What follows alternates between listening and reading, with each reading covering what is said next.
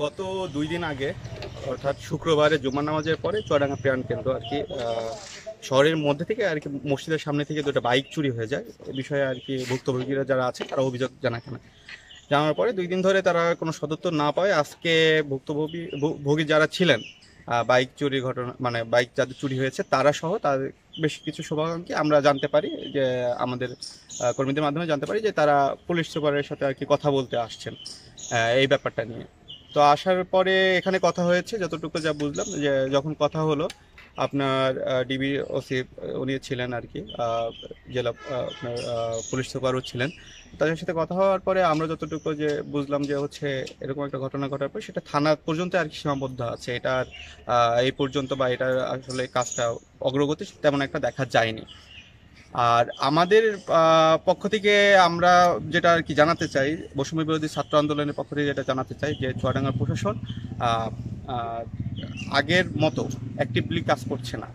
তাদের কাজ আরও বেশি আমরা চাই চুয়াডাঙ্গার সাধারণ জনগণ এবং আমরা চাই যে মানুষ চুয়াডাঙ্গার প্রশাসন আরও বেশি কাজ করুক। কারণ দিনে দুপুরে একই জায়গা থেকে 2টা বাইক, শহরের একদম প্রাণকেন্দ্র, এখান থেকে 2টা বাইক চুরি হয়ে যায়, এটা সাধারণ কোনো ব্যাপার আমরা দেখতে পাচ্ছি না, দেখার কোনো সুযোগ নেই। আমরা চাই যে এখানে যদি কোনো পরিবর্তন নিয়ে আসার প্রয়োজন হয়, হ্যাঁ, যারা দায়িত্বে আছেন বা বেশ কিছুদিন ধরে দায়িত্ব পালন করছে তারা যদি এই জায়গাতে ক্যাপাবল না হয় তাহলে এটা চেঞ্জিং নিয়ে আসা হোক, এটা আমাদের দাবি। Thank you.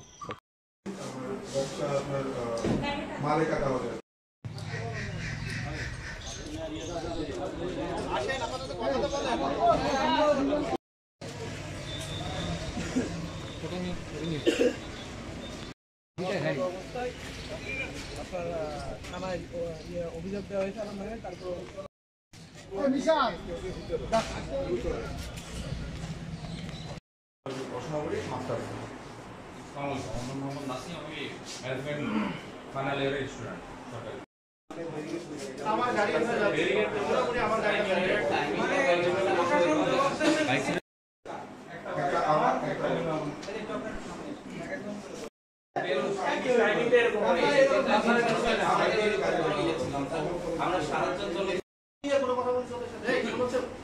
আমার কোনদিন এই গরমে অ্যাটিটিউড ওরা দেখেছে।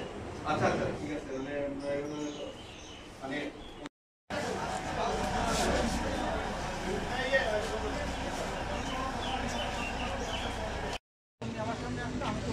বিব্রত বোধ করছি।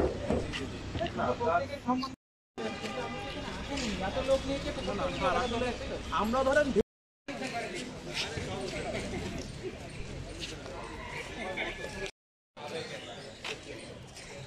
এটা নিয়ে কিছু না।